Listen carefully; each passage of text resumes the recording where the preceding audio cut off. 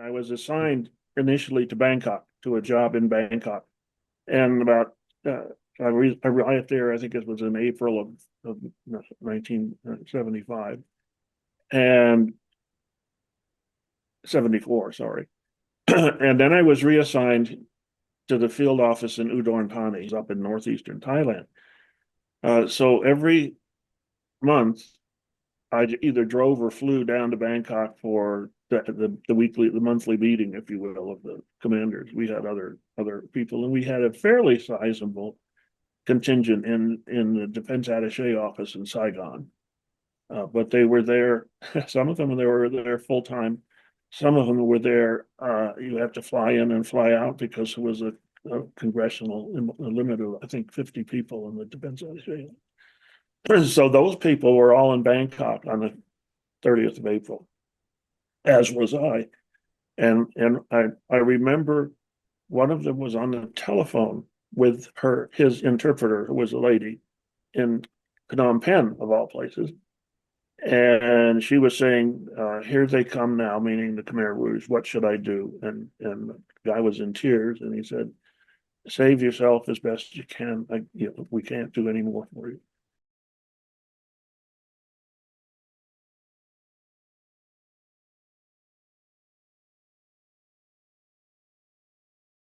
And that was kind of okay, yeah, the game's over, as opposed to I didn't see all the news of helicopters flights off of apartment buildings in the embassy in Saigon until later on the news and wrap ups.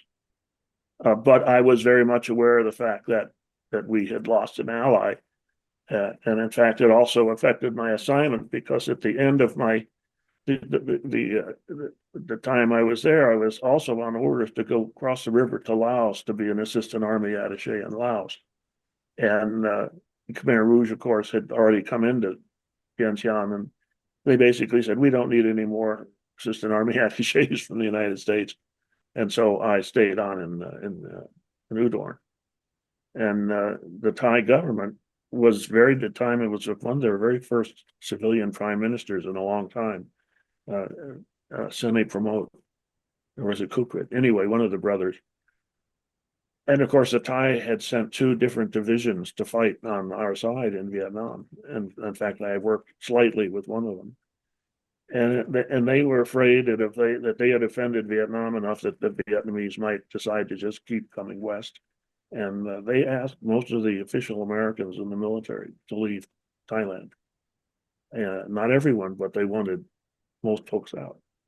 So there was a first in, first out policy of people that had to leave, and they didn't ask if he wanted to stay and who wanted to go. Not everyone loved Thailand assignment, nor did they ask to keep linguists and send non-linguists out. So I was a linguist who wanted to stay and had to leave, and so I left. I want to say it was October or November of 1975. Why would the Thai civilian government because they didn't want They they were afraid that had offended the Vietnamese, right. who had won the war and had a much stronger army. And the only thing that would stop the Vietnamese if they wanted to invade Thailand was the traffic in Bangkok.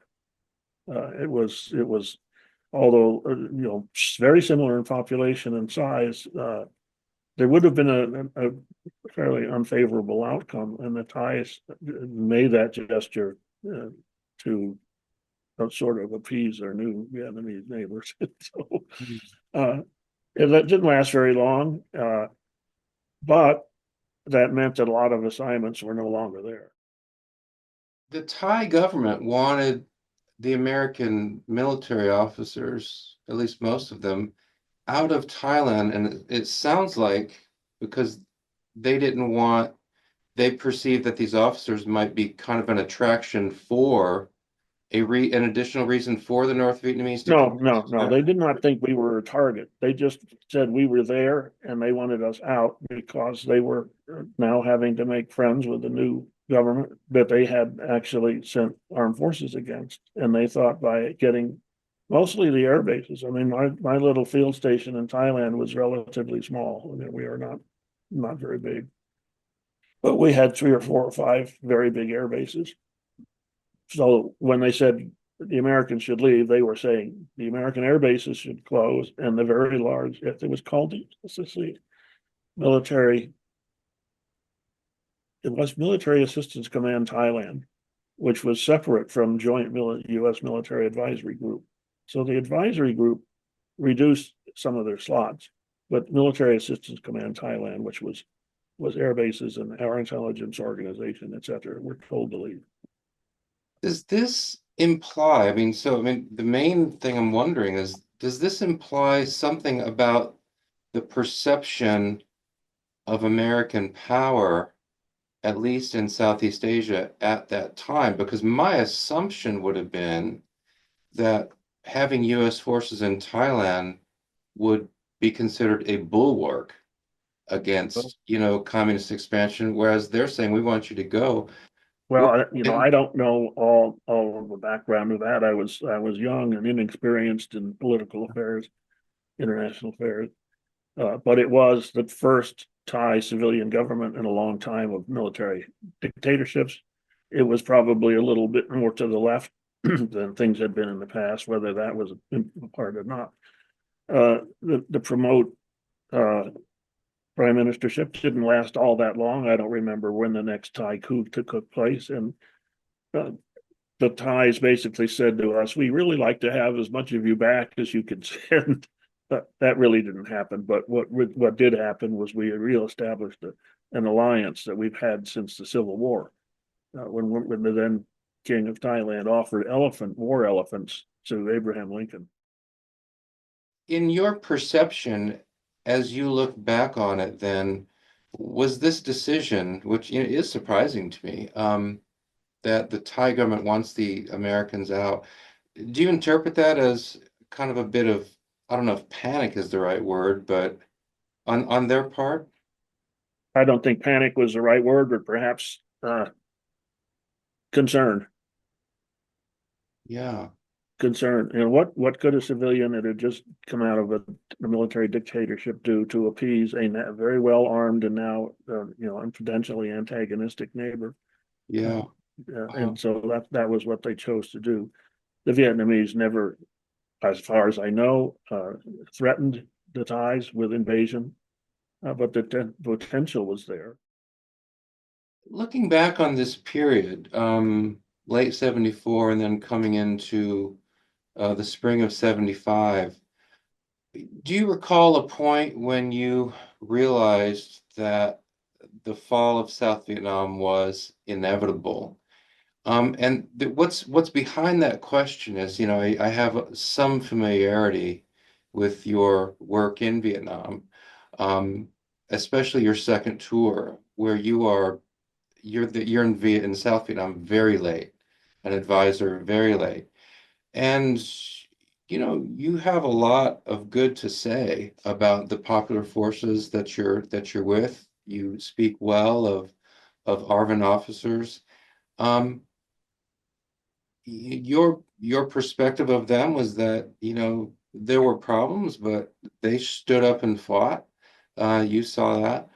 Um, and so my assumption is that, you at least thought it was possible that they would be able to, to stand on their own and defend their own country. So I guess one, is that correct? And then secondly, I'm just interested in light of that experience, what was your own thinking as South Vietnam was gradually collapsing? Well, yes and no. Mm, uh, During my first assignment, I was there as a volunteer. I was an assignment that was really good for me for the first 6 months and not so much fun the last part. But there was never any question in my mind that the Vietnamese, American, Thai, Philippine, etc. alliance was doing well. Uh, but I had this gnawing feeling in the back of my mind, perhaps influenced by my dissatisfaction with my senior leadership there. I didn't think, I think, well, let me just say that the Ninth Division in the Mekong Delta probably created more Viet Cong than they killed. And uh, because of the tactics and because search of for, tactics and attitude and the whole thing. Uh, so there was the thought in my mind that when I left, I was quite sure that I was going to go back, that the war was not over. And so uh, at that point, uh, given my personal dissatisfaction with the situation, the fact that I was a reserve officer, my thought was that for a while that I was going to go into a civilian career, and I chose a master's degree in public administration at the University of Kansas. It became clear to me after the first semester or so on the campus that I was not cut out to be a civilian at that time, and I was going to go back in the Army. So I knew I was going back. I applied for recall to active duty. Of course, I immediately said yes, and the rest is history. But when I was an advisor in my area, I was very pleased with the Vietnamese I was working with. We were in one of the worst provinces in the country. And the Quien Hoa province was the birthplace of the Viet Minh. It was the birthplace of the Viet Cong. It had a population that was inclined to be pro VC, if you will. So it was difficult, but yet we were doing pretty well until the North Vietnamese invaded in 1972. So let's say when I left in 1968, November or December, I thought the war was not over and I would be back. So that's what happened. And as it turns out, I was not back for very long and the war was over, but at least for the US. And so then we move into late 74, early 75. And just in your mind's eye, if you could, recall yourself at that time, you're in Thailand. I'm sure your job has you very busy. I'm equally sure, though, that, you're obviously aware of what's going on in South Vietnam, tracking it to some extent. What is your own reaction to, what's happening in South Vietnam? Well, it was, I won't say a shock. It was a surprise, but not a surprise. I don't know if that makes sense. You see, I went back to Vietnam on leave on my way to Thailand in 1974, and I went back to my district and my two districts, and things were better then than when I had left. I did not need a military escort to go to either of my two districts. Uh, uh, I met a lot of my friends, some had been reassigned. Uh, and so when I left there in April, I think it was 70, 68, 70, 71, 72, there, somewhere in there. Uh, I felt that things were better, at least in the Mekong Delta. Uh, when Congress put the distinction on that we were not going to continue to support them, I knew then it was over.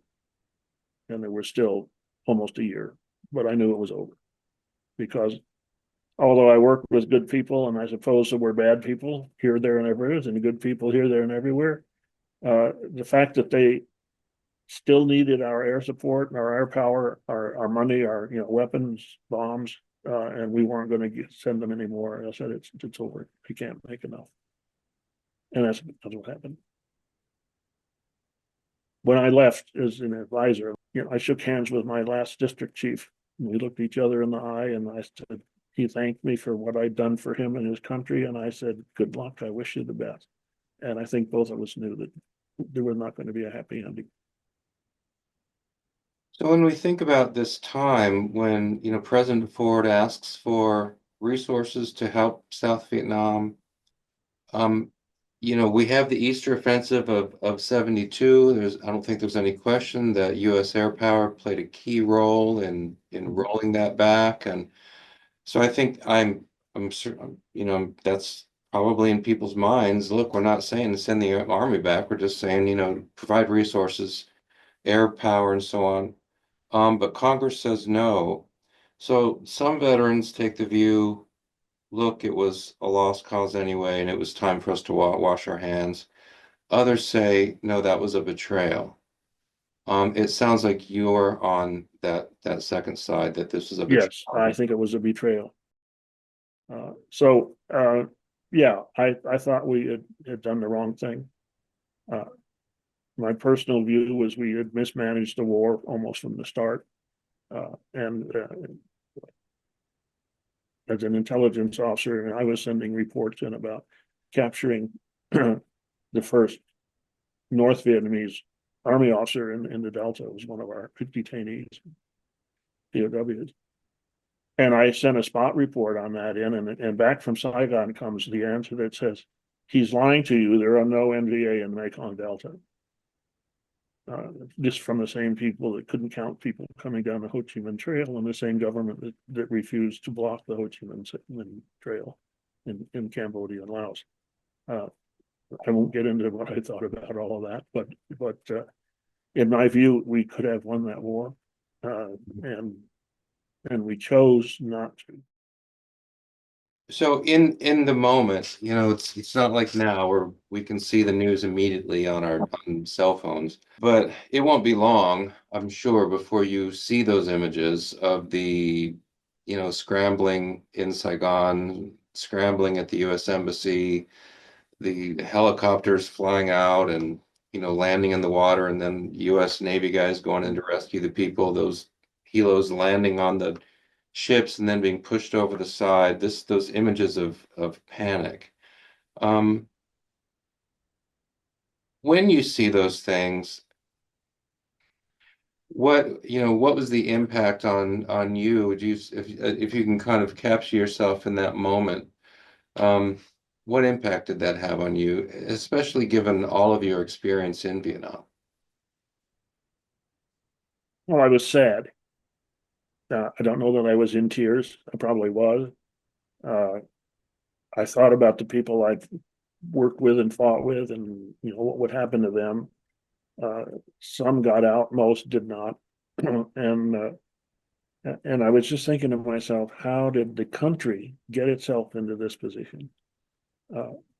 When, given our strength and our capabilities, we could have not ended it like we did.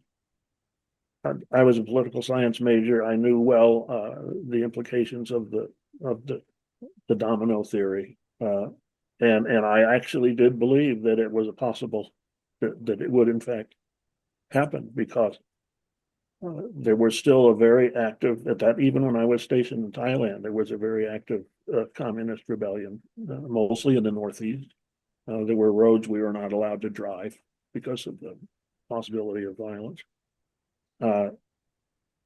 Indonesia had its own communist uprising in '65, and it was a huge issue, U.S.-Indonesian relations because of that.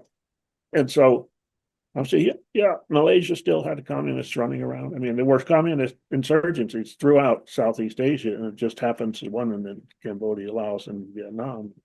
We're doing very, very well. Okay, where do you go next? Probably not India, maybe to Burma and south into Malaysia, Singapore, the same way that the Japanese invasion went in 1942.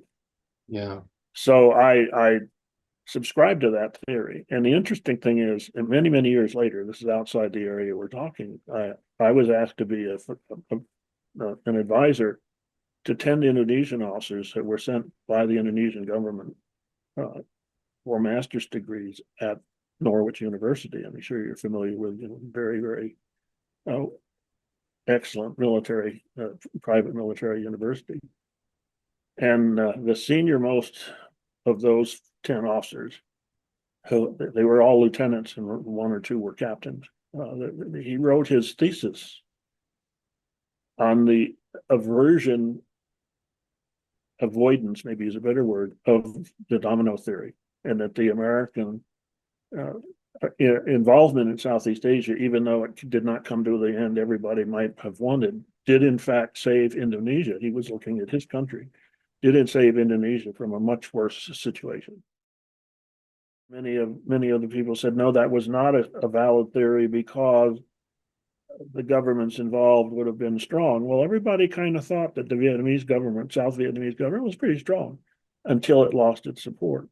So what would that mean for the Thai government? What would that mean for the Malaysian government? Malaysian and Singapore countries were civilian led, always have been. Indonesia, not so much so, but it was a valid theory, I would say, and it could have happened. What if the Indonesians had decided to invade Thailand? What would have happened? It was an interesting subject for somebody else's dissertation. But if you accept the fact that that might have happened, that theory is alive and well, and very well could have been implemented. You said a few minutes ago that that the United States could have won the war, that it was mismanaged, and this is a view that is broadly shared, although veterans will express it in different ways, and then they'll, if you ask them what the next sentence is, then they'll have different views about that. But as you look back on your experience, I'm not asking you to draw on what you've learned since the war, but as you look back just on your own experience, what would you say was one thing that, had that been different, had the policy been different, had the tactic been different, then it would have been more likely for South Vietnam for that project to succeed? No question in my mind, it was the Ho Chi Minh Trail issue. Mm. We had the military capability to cut that trail. And the naysayers said, no, the North Vietnamese would just have moved it 20 miles to the west, and we would run out of troops to cut it. I don't agree with that at all. I think that we had put the strength that we had in the country into blocking the infiltration of supplies and personnel. It would have had much different outcome. I won't say that the South would have won, but I think probably they would have ended up in an unfriendly demarche, if you will, at the end, and then maybe 10 years later, there would have been another outbreak of unification. It's hard to argue against the unification of a country. I mean, we did it in East and West Germany, for example. So North and South Korea hasn't ever happened. It happened in Vietnam, which is not all that bad a thing. But if you're looking specifically about how we might have changed the outcome of the war, it would have been had we effectively cut the Ho Chi Minh Trail. Most of the tactical commanders on the scene, the general officers who were division commanders, the Air Force people flying, said that we had definitely had the capability to do that, but for political reasons, it was denied because of our insistence on recognizing neutrality of Laos more so than Cambodia. Where of course the North Vietnamese did not respect it at all, nor did the Russians and the Chinese. So daddy good shoes in the U.S. We're going to do respect the neutrality. If I could just jump in, respecting the neutrality of Laos, which does not exist. So now here's my interpretation. So it's a policy disconnected from reality on the ground. Well stated. Well stated. And of course, there's now emerging, not just this very minute, but in the last 5 to 10 years, there's wonderful stories coming about what we were doing in Laos behind the scenes. One of the men I worked with in Indonesia was a Raven pilot in Laos. Of course, I think he was a captain at the time. And so we had people in Laos that was disrespecting the neutrality of Laos, but we could not go against the Ho Chi Minh Trail. I think that was a terrible mistake. It wasn't a question of putting more men on the ground in Vietnam. It wasn't a question of more casualties. There had been more casualties. I don't know, but I believe that we had the capability to severely, if not totally, block that land infiltration, and had we done so, it would have been a different outcome.